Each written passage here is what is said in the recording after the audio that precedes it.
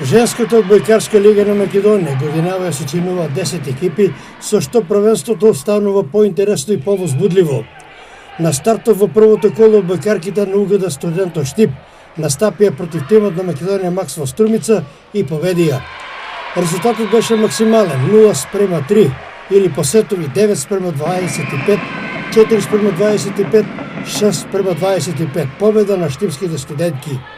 Во останатите средби од првото коло се постигнаа следните резултати.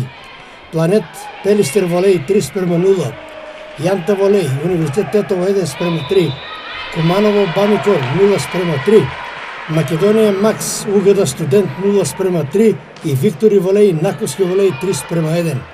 Во следното второ коло женската екипа на УГД Студент во Штип ќе се сретне со тимот на Виктори Волеј од Струмица.